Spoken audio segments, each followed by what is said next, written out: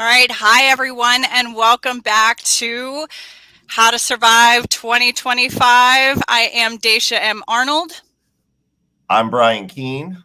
And I am Jim Cobb.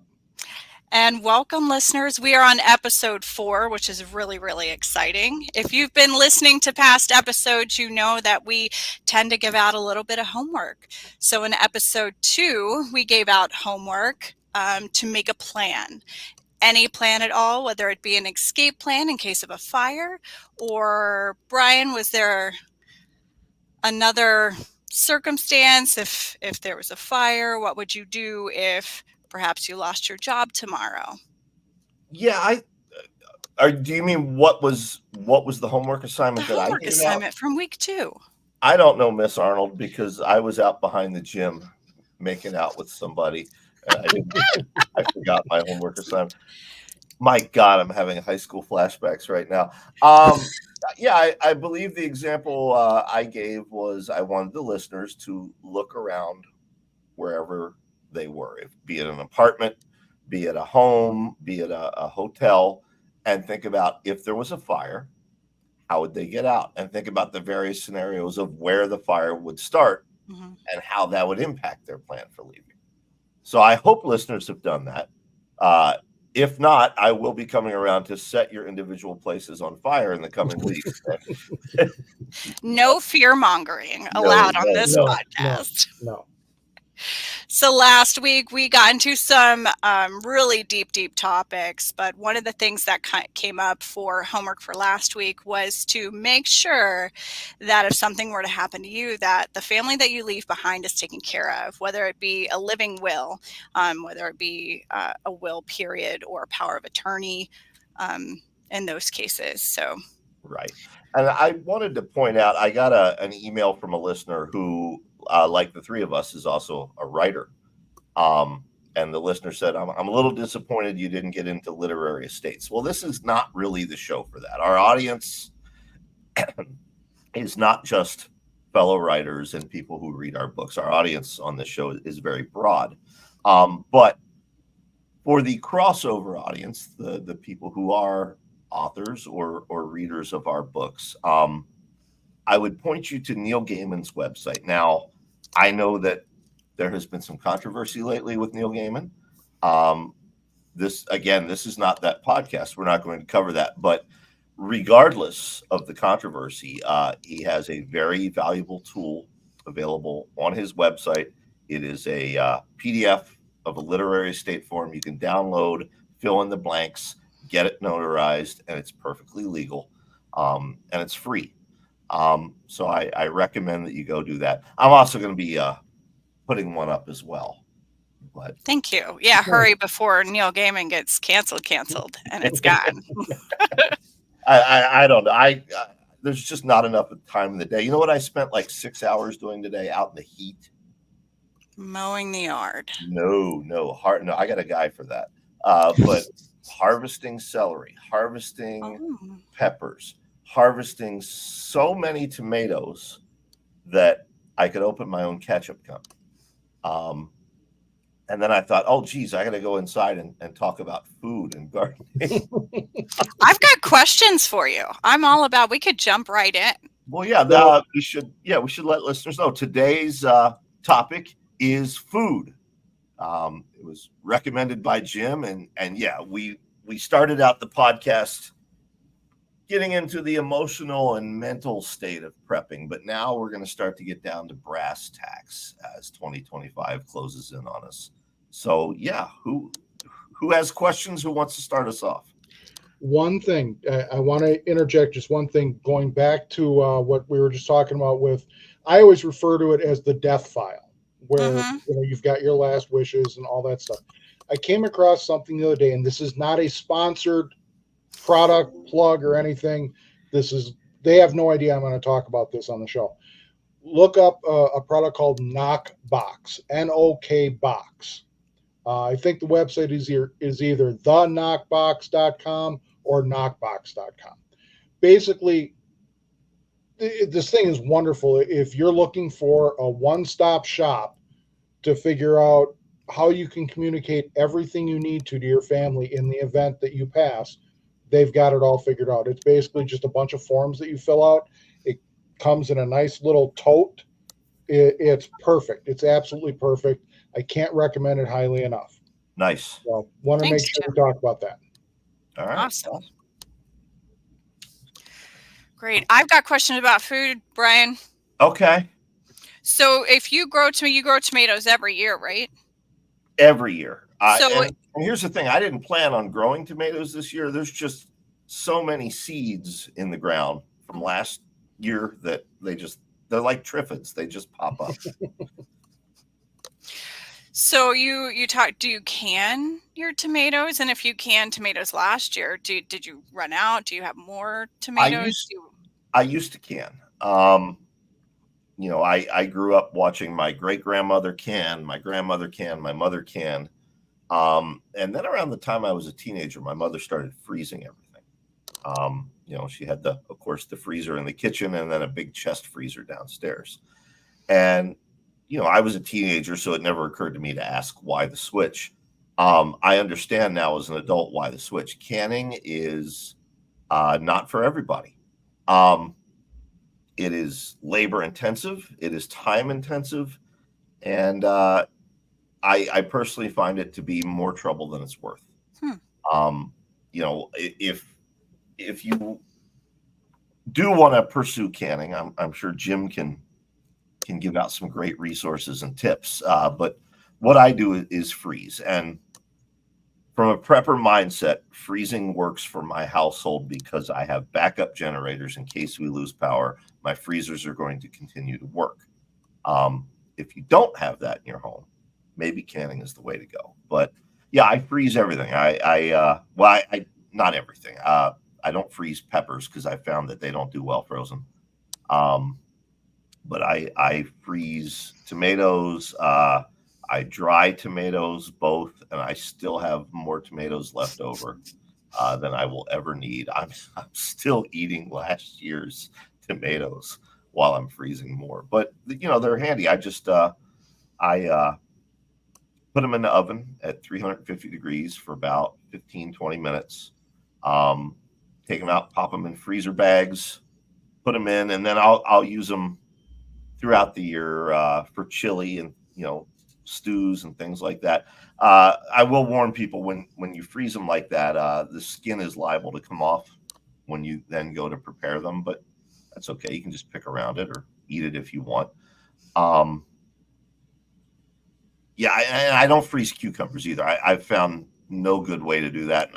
So I guess I do still engage in a little bit of canning in that whatever cucumbers are left over at the end of the year, pickles. Yeah. Yep. Those are my favorite kind of pickles. They're actual fresh from the garden pickles. And now, I've had so many cucumbers that last year I started experimenting with alcoholic pickles.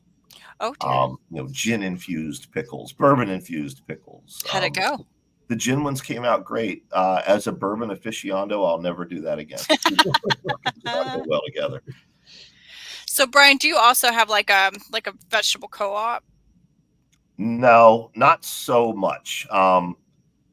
Because I live in a fairly rural area, so most people around here have gardens. What I do is whatever I have left over, there are several shelters and food banks that I'll help out, I'll give to. And there's a couple people right here in our neighborhood who are in need, who, and it's not just me, all the neighbors will do it, stop by and, they're on their porch, you'll see Brian's tomatoes and someone else's green beans and someone else's peas. That's the way it is around here. It's one of the reasons I choose to live here, because people do still help each other out. But you can't always rely on that. So no.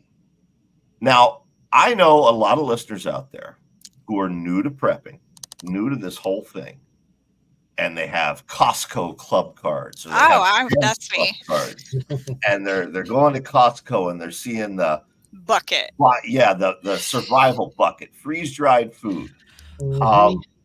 Jim, you're the expert. Is that necessary? No. It could prove useful in some circumstances, but the general rule of thumb that I recommend people follow is store what you eat what you store. Meaning, stock up on things that you and your family eat routinely that also happens to be shelf stable.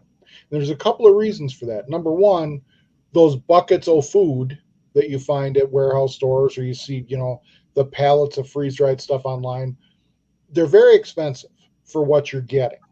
For the amount of food that it's giving you, it's a hefty price per ounce or, per 100 calories, however you want to look at it. On top of that, a lot of the food, it's okay for short periods of time, but a lot of those things, they're high in sodium and they're high in some other things. A friend of mine is a wilderness survival instructor, and he's commented before that, after about a week of living off of the freeze dried meals, your hands get so swollen from that sodium that Oh, it's yeah. hard to do things. Um, on top of all of that, there's something very important you need to consider when you're looking at any type of food storage. A lot of people, when they have a sudden change in their diet, their bodies don't like that. Okay. So, what I like to tell people is make sure that, any food you store, make sure you like it and make sure that the food likes you. Mhm. Okay. Because if you're 3 days into a grid down scenario and your farts have lumps and your toilet's not working, this is not a fun time. Okay. You want to stick with things that are going to agree with you and that aren't going to cause additional problems on top of what you're currently facing. You want to always strive to make things better for yourself, not make things worse. I know in advance that when Dacia puts together the social media imagery for this week's episode, that's going to be the quote right there. If your farts have lumps. Lumps. Oh dear. Yeah. Yeah. That's incredible. Staying hydrated is really important. I know we're not going to get Oh, into yeah. water storage this week, but that is really big, especially if you have the bubble guts, as we call Hmm. it. Yep. Yep. So, Um, we okay. talk about store what you eat what you store. Mhm. Investing in shelf stable products. But what does that actually mean? Like, a new listener, new to this, how do they know if something's shelf stable? Well, let's approach it like this. Dacia, you're Mhm. admittedly kind of new to this part of things. It's What would it overwhelming mean to for me. you? So it would mean that things that I use regularly, so like canned vegetables, Yes. is an easy. Like we like to do fresh vegetables, Hmm. but if we're in a hurry, it's dance night or Yep. something. Yep. I'm pulling a can of vegetables off the shelf, and so what it means by when I hear like store what you eat and eat what you store, I'm Hmm. thinking I have maybe a week or two or longer, a month worth of canned goods, Sure. like veggies like green Yep. beans and corn and peas, like those regulars, those staples. Hmm.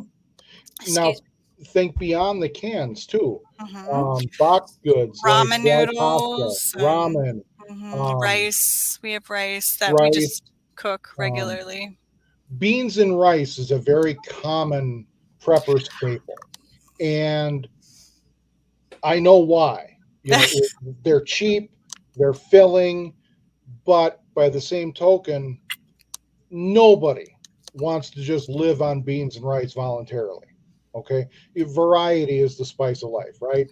Um, there is a thing out there called appetite fatigue, where Mhm. you're eating the exact same thing every day for so long that you get to a point, no matter how hungry you are, you don't want to eat. You know, so if you're in a position right now where you're going to assemble your prepper pantry, so to speak, take advantage of all of the resources available to you. Go to the grocery store and go up and down the aisles and look for things that are shelf stable, meaning they're not something that's going to just rot away on you within the next month or two. Okay. Canned goods, boxed goods, Peanut butter, peanut butter. preserves. Mhm. Yep, all that kind of stuff. You can put together a pretty comprehensive pantry to last your family, at least a couple of weeks without even filling your grocery cart, Mhm.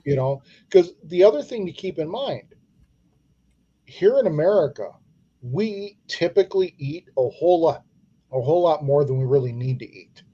Okay. We eat for fun. Okay. Um, Mhm. I mean, literally, we have contests to see who can eat the most, the fastest. I mean, you know, but as a general rule, we tend to consume way more calories than we truly need. And yes, in a disaster scenario, you're probably going to be more physically active than you might otherwise be because you're dealing with damages, you're dealing with cleanup, things like that. You're still not going to be burning through 5,000 calories a day. Okay. You're just not. You can stand to miss a meal here and there. Most of us have enough calories on hand that we carry around with us all the time that are going to subsist, that we can subsist on for a little while. Mhm. The missed meal cramps, they're not fun, but they're not the end of the world. Um, so circling back just a little bit, we were talking about survival foods and shelf stable foods. Another concept that you need to consider is in the event that the grid goes down for whatever reason, okay, aliens invade. Yes. You have food in your refrigerator, you have food in your freezer. Those things should be eaten first First. before you even go to the shelf. Your refrigerator, the food in your fridge will last at least 4 solid hours until it starts to become an issue. Warm. Mhm. Okay. With your freezer, it depends on how full it is, anywhere from 24 to 48 hours before things start to turn. All of that food, as best you can, should be eaten rather than thrown away. When in doubt, throw it out. If you're questioning whether it's good or not, get rid of it because, again, you don't want to deal with, digestive upset.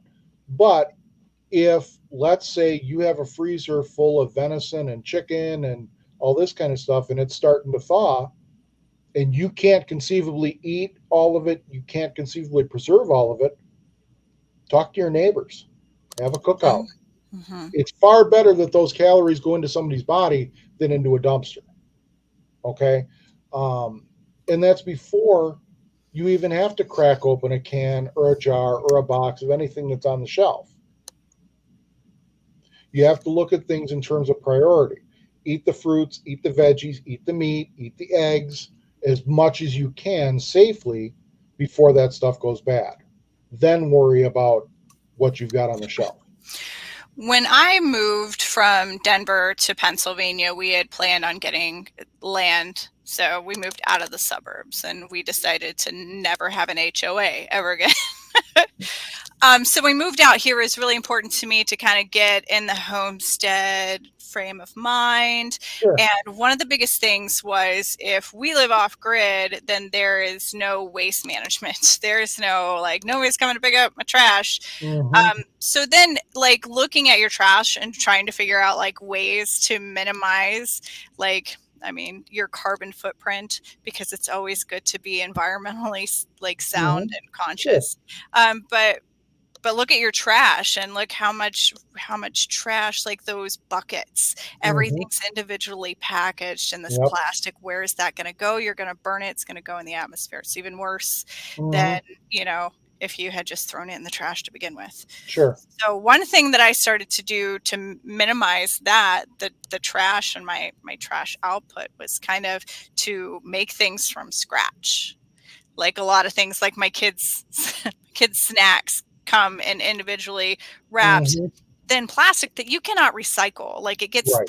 those bags and the outlining of like juice drinks and stuff like that. You can't throw that in recycling because it gets in the gears and it gunks up the gears. Mm-hmm. So I had to figure out a way to cut that out. And one of those was cooking from scratch. But that's a lot of flour.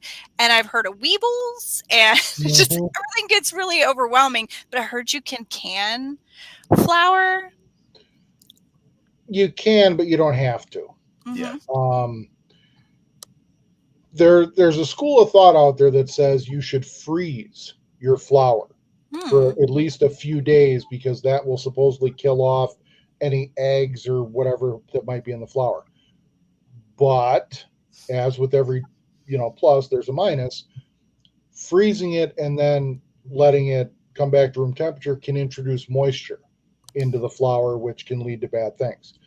The accepted best practice that I'm aware of is to put the flour into like a mylar bag or something similar, throw in an oxygen absorber, and then seal it up. The oxygen gets sucked out of it. Nothing is going to survive without the oxygen. So if there is anything in there, it'll be killed off. And you're not introducing potential moisture issues, which can lead to mold and things like that. Hmm. And I don't have trash pickup here, Dacia. I did not know that. And that's just to save money because the trash service around here is ridiculously expensive. I mostly compost what I can. Anything that's burnable, I burn in my burn barrel, and I do so responsibly. And then those ashes get added to the compost bin. Whatever doesn't fit in those two categories, I haul to the recycling center once a week. Yeah. I'm reminded of when my dad was still alive. He and his roommate would generate more trash. Just the two of them would generate more trash than my family of 5 every single week. Because I would go over there to help out with taking the trash out and things like that, and their trash barrel would be just overflowing as I'm taking it down to the end of the driveway. And we're barely filling one garbage bag with us. We've got recycling, and then we've got one trash bag, and that's about it. Because like Brian, we compost everything we can. We don't burn a whole lot. We will occasionally, but a lot of the stuff that we would burn would just go into the recycling bin. Because it's the cardboard, the paper, stuff like that, and then a little bit of plastic ends up in the garbage bag. Yep. And this is something, like you said, to think about in a grid down situation where if you normally have trash pickup and now you don't, what are you doing with it? Where are you going to go with it? And there is a security element here where if neighbors in the area see that you've got this giant pile of food packages and they're punching new holes in their belts trying to keep their pants up, they might start wondering just how much food you do have and if you have any to share. Which we can dive more into that down the road, because that's a whole other tangent, but it is something to consider. So, should everyone be growing their own food? I believe everybody who can grow food should grow some. Okay, And I've tried and I cannot. right. Cannot. Not everybody can. I do not have any gardening talent whatsoever. My wife is a phenomenal gardener, does wonderful with virtually any kind of plant. So I'm just the nominated hole digger, but I would love to see people at least try. If nothing else, the experience will teach you a lot. It'll teach you frustration. It will teach you anger. And it will give you a greater appreciation for just what goes into producing food in this country. A lot of people don't, they just go to the store and plunk down their credit card and away they go. And they don't have any concept of how much work went into producing that bag of vegetables or whatever the case is. And you can try it no matter where you live. Like Yep. if you live in a metropolitan area, you can do a windowsill garden box. You can buy a green bean vine and stick a pole in a flower pot and put it in your window. If you have roof access, you've got a great garden right there. Just watch how much soil you're putting on top of it. You don't want to collapse the building, but I've accidentally grown onions and potato roots on my counter before. See, you're off to a good start. I know, But right? Yep. all right, so Jim, Dacia can't grow anything. Yeah.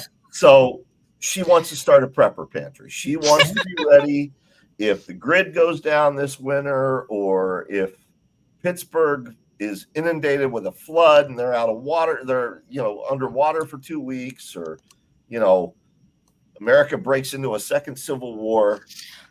So she's going to start building her prepper pantry this week. She's going to buy shelf-stable foods. Okay. Yep. How important is rotation, and how should she approach rotation? Rotation is important. In real estate, the slogan is location, location, location.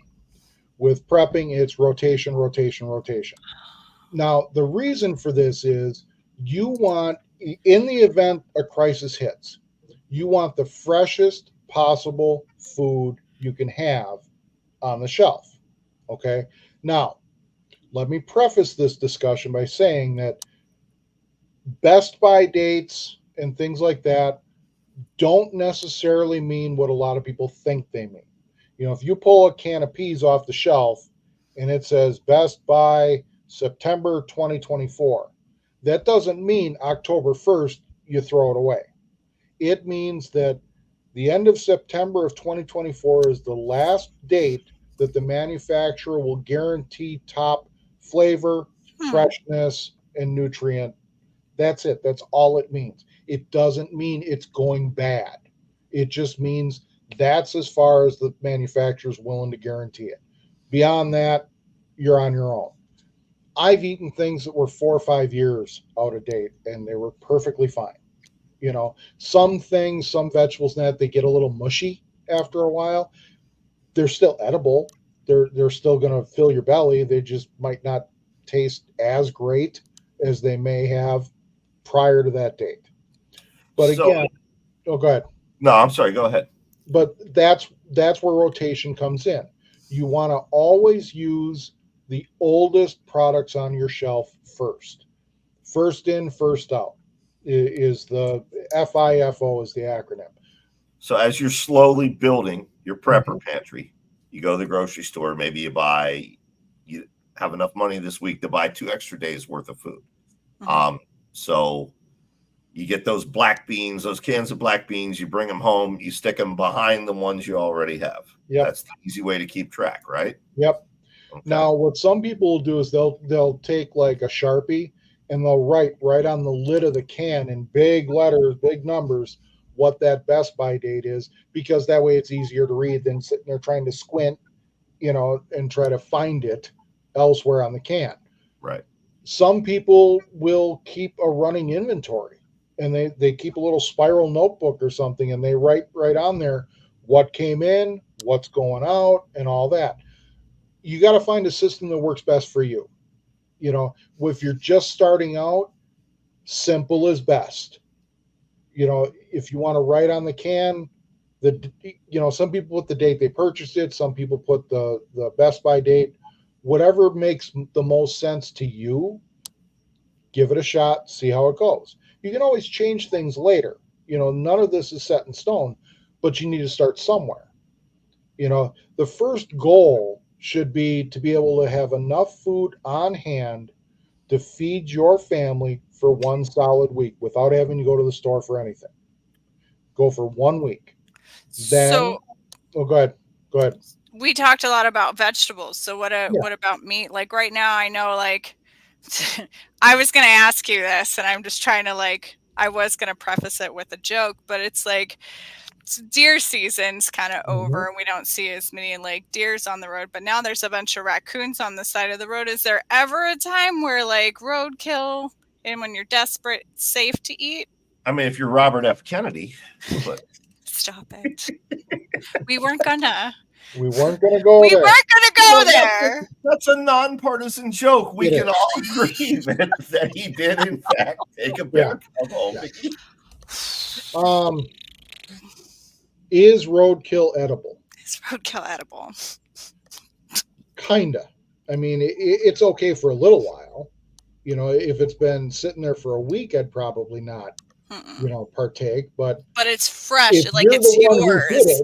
it, yeah, I mean, I don't know what it's like over in your neck of the woods. Here, if you hit a deer, you can call the DNR and make arrangements to take that deer home Is or that to true? have it. Oh yeah, Yeah, yeah. we can here too.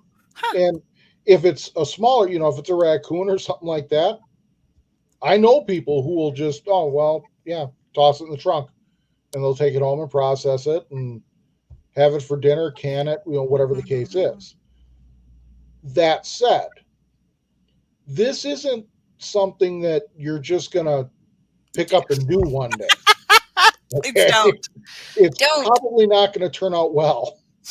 Um, the, I'm not saying that harvesting critters is difficult, but Mhm. I mean there's a process, and you got to do it the right way. Otherwise, you could foul things up real easy. Mhm. Particularly if you're going to can it. Yeah. Now, my grandmother, bless her, she's 98 this year. Oh, wow. And she finally at age 96 stopped canning every year. But she used, when my grandfather was still alive, he would get at least $1 a year, and they would can most of it rather than freezing the meat. Hmm. Mhm. And as a kid, I love venison, but as a kid, I was always afraid to try the canned venison because it looked unpalatable to me. And it still looks unpalatable to me, but it's perfectly fine to eat because she knows what she's doing when it comes to Right. canning. But anytime you're canning meat, you really need to pay attention, because if you Yep. don't get that seal tight, if you don't Yeah. do it right, Anything that's vegetables too, you could poison yourself with like not preserved correctly vegetables. mhm. Sure. And I think that's like I have all the cans, but I think that's what is the biggest thing. Like, am I gonna accidentally poison my family? I don't know. Um, So it's just freezing a big fear. freezing might be the way to go for you Yeah. then, It Yeah. might be. or I've got the or vacuum bags. or drying them, or that Mhm. actually. I've got two questions for you, Jim. Okay. Let's talk about dehydrating. Now, Hmm. you can go on Amazon, you can buy a food dehydrator. How well does that store? What does it do to the nutritional value? Is that an option for people who want to prep? Sure. Sure. It's definitely an option. There, it is conceivable to dehydrate food in your oven. I don't recommend it because I don't think it works as well as buying, even a budget model dehydrator. We do a lot of like fruit leathers and stuff like that. Not so much now that my kids are grown, but when my kids were young, we were always doing fruit leathers and dehydrating bananas and stuff like that. It's a great way and a low cost way to store food for a while. It's not going to store as long as, say, canning, things like that, but it will definitely extend the lifespan without sacrificing much of the nutritional value. Because all you're doing is you're removing the moisture. The nutrients in large part are still going to be there. Now, in recent years, home freeze dryer units have become available. Um, the company that's doing it predominantly is Harvest Right. I think there might be another company that has started doing it, but for up until very recently, Harvest Right has been the only game in town. They work very, very well, but they're also very, very expensive. Basically, what freeze drying does is it removes something like 98% of the moisture from the food. And it does it so quickly that it doesn't change the texture of the food. When you rehydrate it, when you add the water and mix it all up and let it sit for a bit, it comes out looking almost identical to what it did before it went through the process. Whereas dehydrating food like vegetables and fruit, it's not going to rehydrate as well, Right. if at all. A lot of people, we don't, I mean, we dehydrate apples and stuff like that. We're just eating them. We're not soaking them back in water to puff them back up or anything. With these freeze dryer units, they work really well. They're really expensive. And what a lot of people have started doing is they've turned it into a little home-based business where they'll freeze dry candy, and candy comes out really goofy. It comes out weird, it puffs up and does all kinds of things, and they'll sell that online or at farmers markets and things like that to help offset the cost of that unit, because they're also using the unit to freeze dry food that they're going to store for their family. I'm aware of some neighborhoods where there's 6 or 7 families who are all involved in preparedness, and they all kind of chipped in to buy a freeze dryer, and then it either stays at one house and everybody brings food over to it, or that unit gets shifted around, which they're big, they're cumbersome. It can be done, but it's recommended to just stay in one place and everybody gets a turn, so to speak, to preserve their food. This isn't a bad option if you can pull it off financially. These units are a few $1,000s. They're not cheap, and they take up a fair bit of space. This isn't something you're just going to have working on a corner of your kitchen counter while you're making dinner. I mean, these are pretty substantial units. So my other question for you, as far as shelf time, let's say Dacia goes to the grocery store this week. She buys an extra week's worth of food. Now you can get canned vegetables, but you can also get shelf-stable things that come in plastic containers, like the little Jell-O cups, little pudding cups, things like that. Is there a school of thought that one is better than the other? Not necessarily. For my purposes, same. Okay. Whether you're getting something in a can, or you're getting something in a pouch, or you're getting something in a plastic container, realistically, you're not looking to store these things for decades. Okay. Most people probably aren't going to go beyond a couple of months worth of food. Okay. Just simply for lack of space, if nothing else. I mean, yeah, there's all kinds of little nooks and crannies where you can hide stuff in your house, under your beds, the backs of closets, things like that. But at the end of the day, most people aren't going to do that. Most people they're limited by what is immediately available to them for shelf space. And when they hit that limit, that's it. They're just going to keep rotating through that amount. And again, the length of time that things are going to stay good, that goes back to the rotation. You shouldn't buy, other than the freeze dried and dehydrated survival foods. Okay. Anything you're going to buy at a grocery store, you shouldn't buy it with the thought of, I'm going to throw it on the shelf and it's just going to sit there for 30 years. Don't do that. Buy things that you're going to eat and rotate through. You just want stuff that's going to last a while on the shelf. In case the grid goes down, it's not immediately going to go bad in the next week. Right. Oh, my favorite Costco buy is canned chicken. Yep. Just because it's really good for what is that? A buffalo chicken dip. Yeah, we do the canned chicken. I haven't tried them yet, but I recently went out and I splurged and bought a bunch of different of the pouch chicken and Spam and things like that. Oh, yeah. For an article I'm going to be doing. And I wanted to play around with them and just see how they come out with different cooking methods and things like that.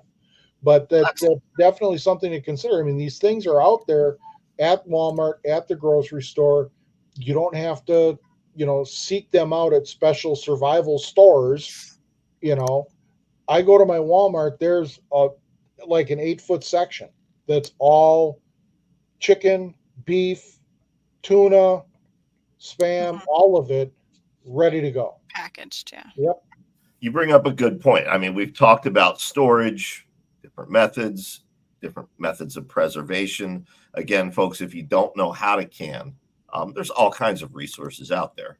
I mean, we could do a whole episode on canning itself, and maybe we will at some point. But we should talk about actual meal preparation, particularly in a in a crisis situation, let's go with grid down since we've been using that as our example this week. There's no power, so you can't run the microwave. Yep. Can't run the oven. So how does Dacia then prepare that meal? I have a gas stove. Okay. How does a listener who's not have a gas stove? Well, a lot of people can't just light up a fire either. Yeah. Like if you're in the suburbs, maybe you got the little fire pit out in the patio, and if that's what you got, use it. Yep. You know what most people have? Grills. Mhm. Oh yeah. Gas grill, charcoal grill. Mm-hmm. Now, helpful tip, pro tip. Your charcoal grill can burn more than charcoal. You can take twigs and sticks and branches and break them up and put them into that charcoal in the bottom of the grill and light it up and cook over that. Yep.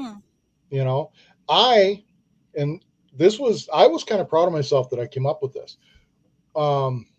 Make a long story short, we were having some people over and I needed extra grill space. I have a gas grill. I had a charcoal grill. I needed one more cooking surface. And I had recently just replaced my gas grill, but I only had the one tank. So I took the old gas grill, put it next to the new one, took all the guts out of the bottom of the gas grill, and I went to the dollar store and bought a couple of foil pans, put those in the bottom, put charcoal fluid on them, lit them up, and away I went. There you go. Worked like a dream, you know. The patio fire pits, if you have that, that's definitely an option. There are solar cookers, solar ovens. You know, there are all kinds of plans online where you can take a cardboard box and some tin foil and turn it into an oven. They work and they work well, but this isn't fast. You're going to be waiting a while, you know. And obviously, you know, this is not a midnight snack solution. There are any variety of camp stoves that you can buy ahead of time with little canisters of fuel to keep just in case. They're not very expensive. The gas stores very well. And what's nice about some of them is it's very much like cooking over a regular gas stove at home. You know, this isn't anything really new. You know, the concept is familiar. The downside of using your gas grills and your charcoal grills is a lot of that heat energy is going to go to waste. You know, if all you're looking to do is boil a pot of water, you're going to be wasting a lot of that fuel just to bring that pot of water to a boil. What you can do is double up, you know, and let's say you want to cook dinner, but you also need to boil some water to make it safe to drink. You know, do that at the same time, so that way you're taking as best advantage of the fuel as possible. And then after the sun goes down too, if you need it for heat. Yes. Yep.